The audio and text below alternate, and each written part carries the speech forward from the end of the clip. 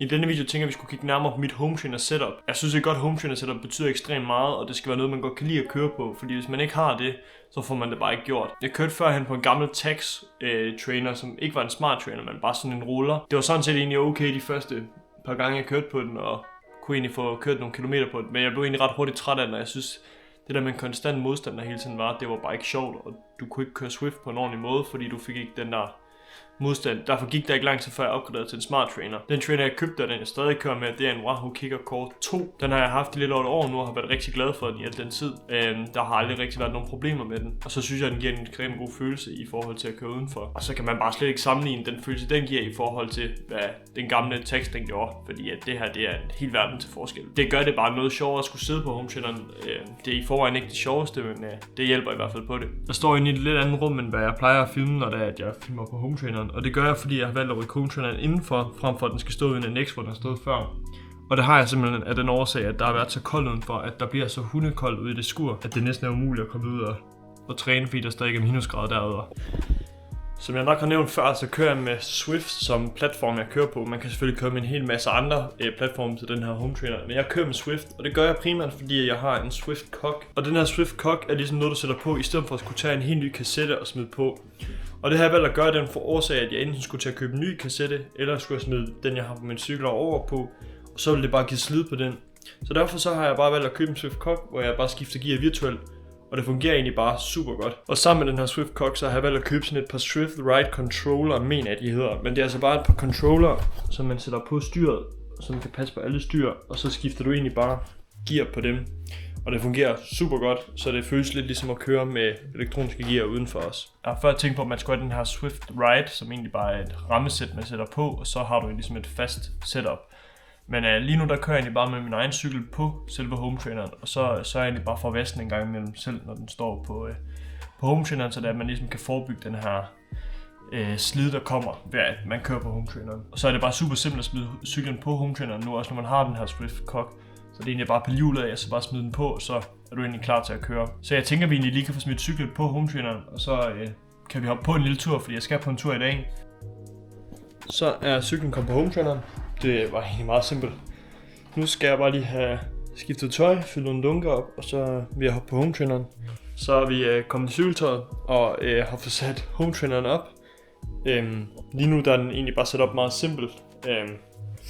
Jeg har ikke lige fået fuld styr på det her indenfor endnu, men sådan vi ser ud lige nu, så har vi bare cyklen stående på home traineren der.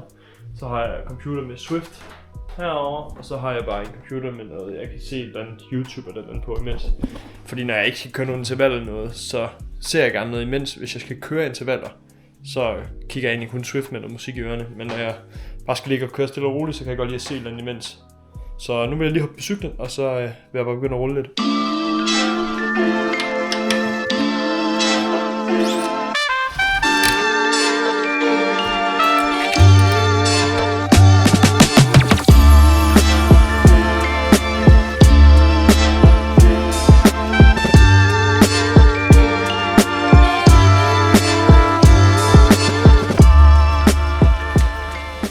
Så er jeg kommet op på home traineren, og sidder bare stille og roligt lige ved at køre opvarmning.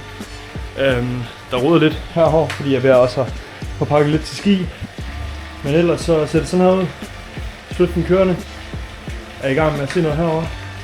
Og så en blæser der, og så vinduet åbent. Så skal det nok gå stille og roligt.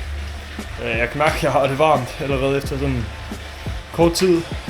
Det har nok også noget at gøre med, at jeg har lagt syg. Men ja, vi må få det bedste ud af det at køre det, vi lige kan få kørt i dag, uden at det ødelægger hele kroppen. Så.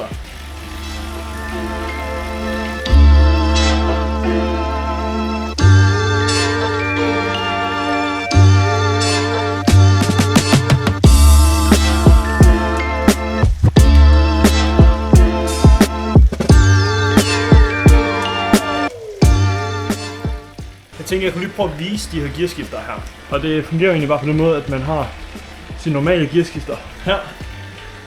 Men du har så bare de virtuelle her ved siden af. Så når det er, du skifter op og ned i gearne, så ændrer den simpelthen bare hvilket gear, der står der i Swift, og så kan du bare køre op og ned.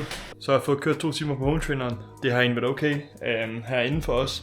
Jeg vil sige noget af det vigtigste, når man kører indenfor på en home trainer, det er at have en blæser, og i hvert fald have et åbent vindue, fordi ellers så kan det virkelig godt blive varmt at sidde på home trainer. Som regel så kører jeg også kun i base layer og så et par bips. Men ellers så håber jeg lige nød en kort video her, hvor det var, at jeg lige viste mit home trainer setup. Jeg tænkte, jeg lige vil vise det nu, når jeg egentlig kører så mange ture på det her om vinteren, og det er med i mange af mine videoer. Hvis jeg har nogle spørgsmål til det, så skriv det ind i kommentaren. Og så vil jeg jo bare lige sige tusind tak for den respons, der har været på de sidste par videoer.